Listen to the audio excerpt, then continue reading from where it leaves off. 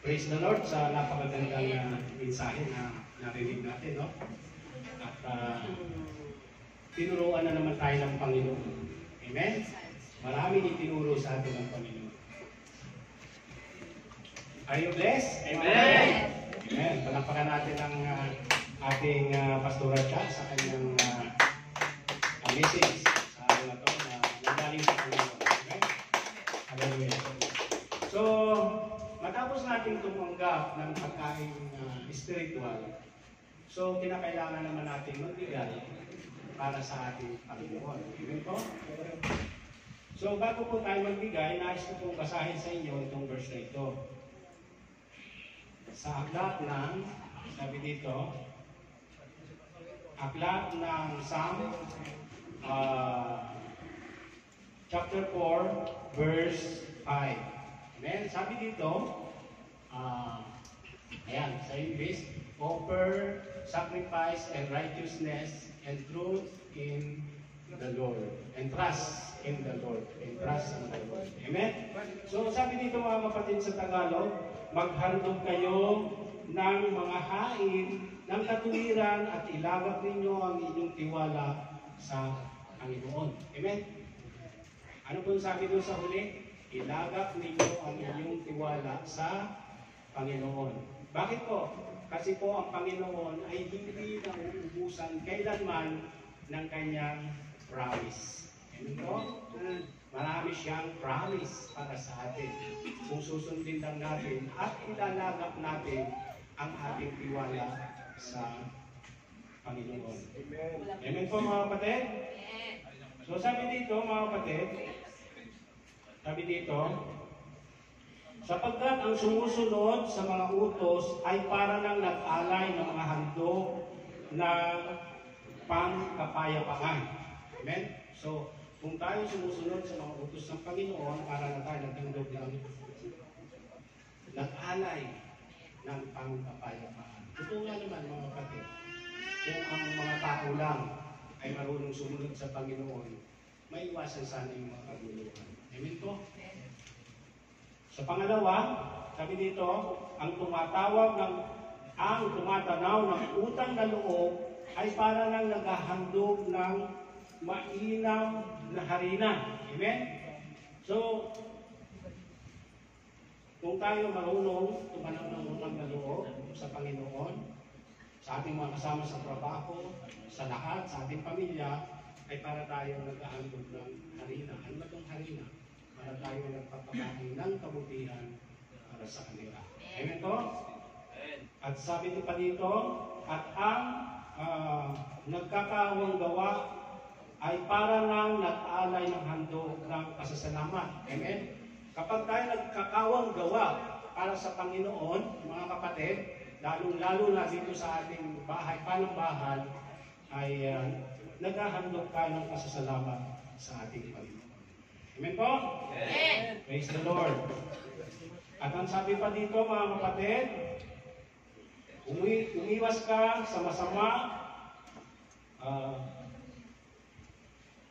umiwas ka sa masama at malulugan ka ng Panginoon. Mag-ingat kang huwag makaapi at para ka nang nagbayad puri para sa iyong sala.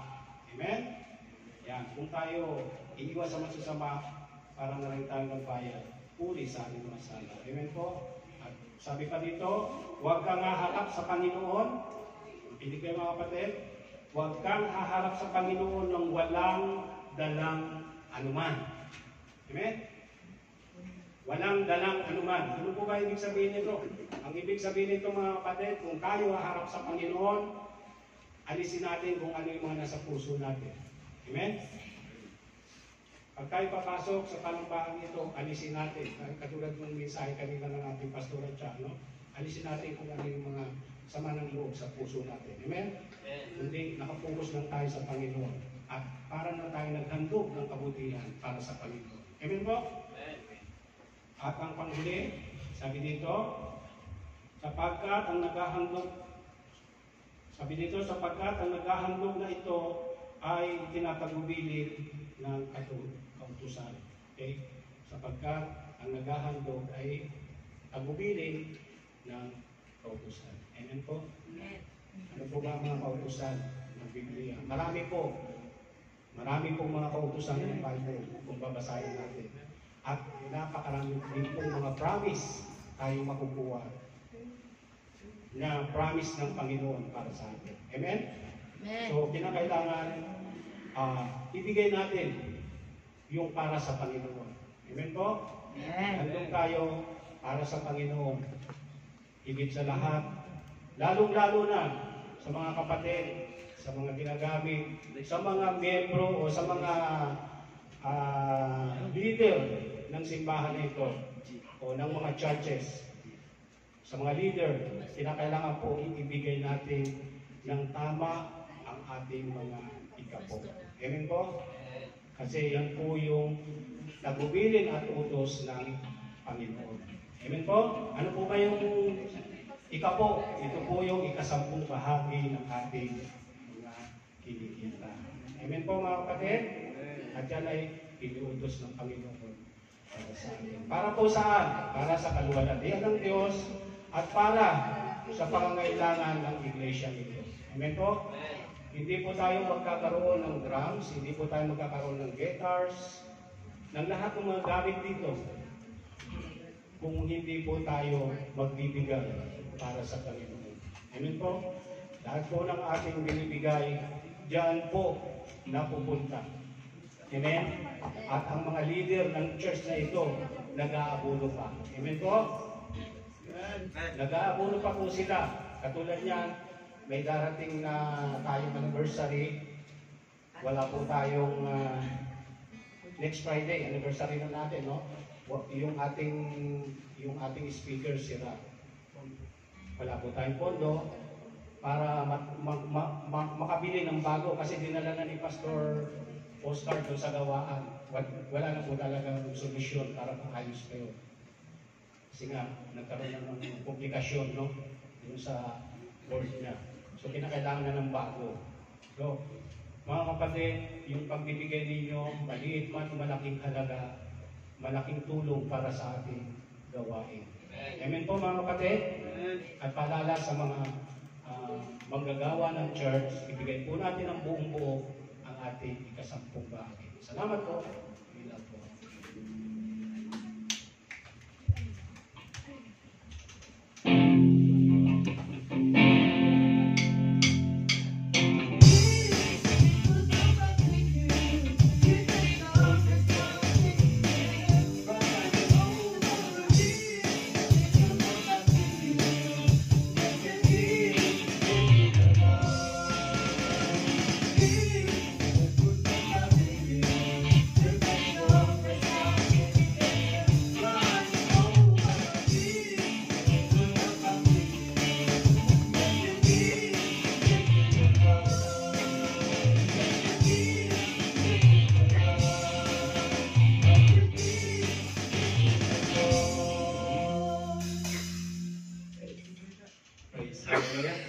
Ipanalangin natin itong mga kaloob.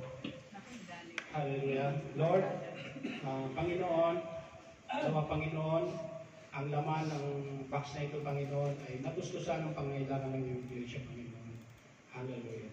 Lord, dinadalangin namin, Panginoon, ang mga salapig ito, Panginoon, ay magamit lamang para sa iyong kaluwalhatian, para sa iyong gawain, Panginoon.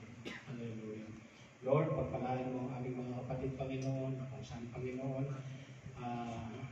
May mga kapatid kami na hindi na ibibigay ng maayos ang kanilang mga sahod, Panginoon. Lord, ikaw ang kumilos. Ipuin mo ang mga puso ng kanilang amo, Panginoon, na maibigay ang nararapat para sa kanilang Panginoon. Hallelujah. Oh, hallelujah. Tulad nga ng iyong ipinangako, tulad ng iyong promise sa Malakay 3:10, bubuksan mo ang lulungawan ng langit at ibubuhos mo sa amin masaganang pagpapala. Hindi mo padadalhan ng salot ang aming pamilya, Panginoon. Lord, kiniklaim namin ito, Panginoon, sa pangalan ni Jesus. Amen. Lord, maraming salamat po sa mga blessing na ito, Panginoon. Hallelujah. Pagpalain mo rin po, Panginoon, ang humahawak ng mga salaping ito, Panginoon God. Nawa, Panginoon, mga salaping ito ay magamit lamang sa iyong kalooban sa iyong gawain, Panginoon. Sa pangalan ng Ama, ng Anak, at pakikisan ng Panginoon Espiritu. Amen.